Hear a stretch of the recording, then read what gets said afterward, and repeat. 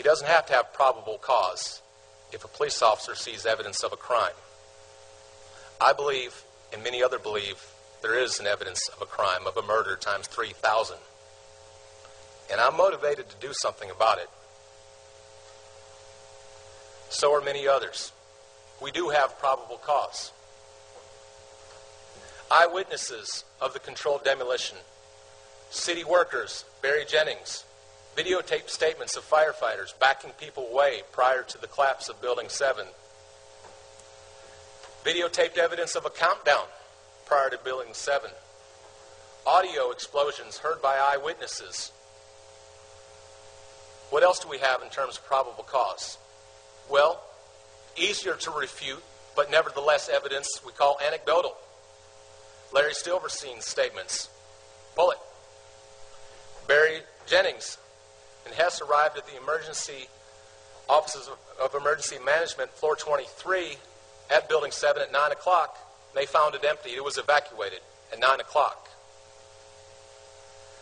$13 million was expended to create this impregnable floor, and it was upgraded in 1990, even though it didn't need to be upgraded in 1990, according to the owner's statement. But the towers had not fallen, yet everyone was evacuated from Building 7. The food and coffee showed the occupants had left in a hurry. Then Jennings made a phone call and was told he must get out of there. This building didn't get hit by a plane, nor did any other building besides the two twin towers. And this is post-plane strike. Post-one plane strike. Why? The only plausible answer is that pre-demolition blasts were about to begin, which he testified to. And then the BBC at 5 o'clock and CNN before lunch had early announcements of the complete collapse of WTC 7. And they haven't been explained. Oh, they apologized for the confusion, for the mistake, but they didn't have good answers for those misfires early before the building fell. And then there's more circumstantial evidence. There's tons of circumstantial evidence. Enough to have us here tonight, instead of watching Hollywood's latest and greatest, asking these questions. How? Why? Who? What do we know? Now, this is often used to debunk 9/11 quote-unquote conspiracy theorists, a pejorative that hasn't been in our vernacular for more than one generation. And they say, you see all this damage? That's a lot of damage. Must fall. So I would think that this kind of damage would make a fall go that way. Like that building. I would imagine it had damage on this side, or weakness on that side, and it favored its injury. So let's go through this hypothetical. Could this be a controlled demolition? Could it be in an implosion like the early FEMA report on WTC 7? Was there evidence of a sudden onset at the base of the structure? Was there? Well, an emergency worker said a sound of a clap of thunder, shock wave ripping through the building, windows bursting out. On an interview. Was there a straight down collapse, or did it favor an injury in the southwest corner? This southwest corner. No. It was a straight down collapse. Dan Rather's statement was interesting to me. It was an honest statement. It's reminiscent of those pictures we've all seen too much on television, where a building was deliberately destroyed by well-placed dynamite to knock it down. Looks that way to me too, Mr. Rather.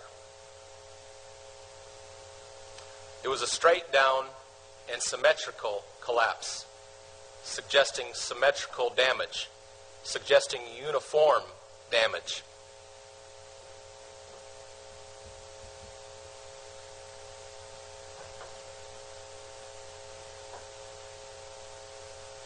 And there she goes.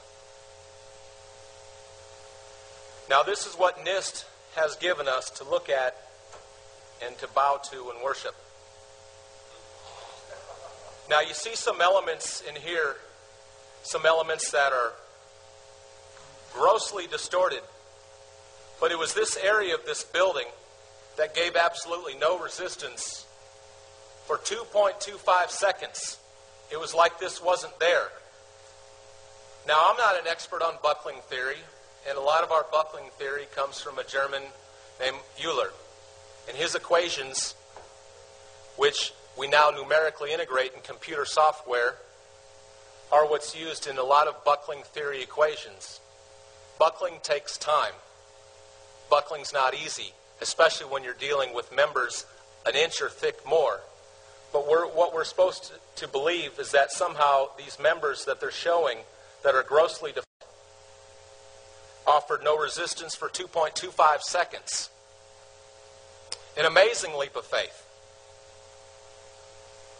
And there it is, not favoring the injury in the southwest corner, but falling straight down in 6.5 seconds into its own footprint. One more time. No favoritism towards the injury in the southwest corner. Straight down. No resistance. Complete free fall, as if in a vacuum for 2.25 seconds. Now, a thought experiment that I've seen that's interesting is imagine we go above floor 14 and we have the rest of the building suspended by a crane. And then imagine a crane's holding another building from the top 47th floor down to floor 14, but it has the rest of the building below it. The first building has nothing below floor 14, being suspended by a crane. The second crane is holding up a cut building, cut just above floor 14. And both are released. Which will hit first? Well, I would think the one with no building beneath it would hit first. But they land at the same time. How'd that happen? Demolition waves. Remove column support is how it has to happen. There ain't no other way. 23 core columns all at once. Now these cores are large structural members. They're members I haven't dealt with personally.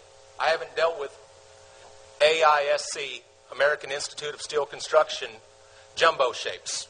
Shapes that are 500 pounds a foot, 600 pounds a foot, 1,000 pounds a foot. The core of this building was made with such members that will greatly resist the force of gravity. Now here's the magic column, column 79.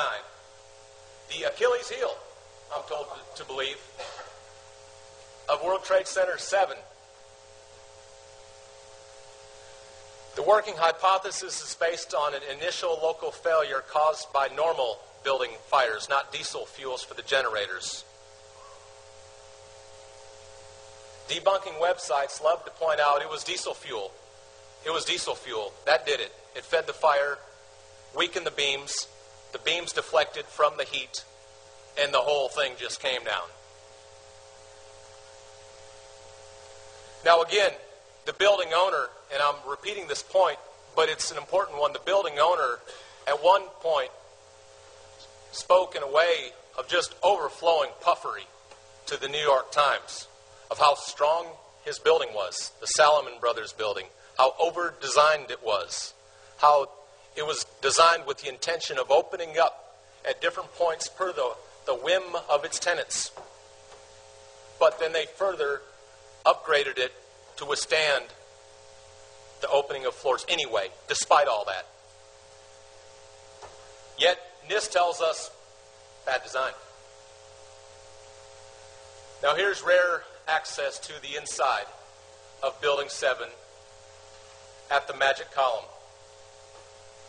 And here's the magic point of the magic column, in which fire in an office burned so intensively at one place for so long that it went through the fireproofing and went into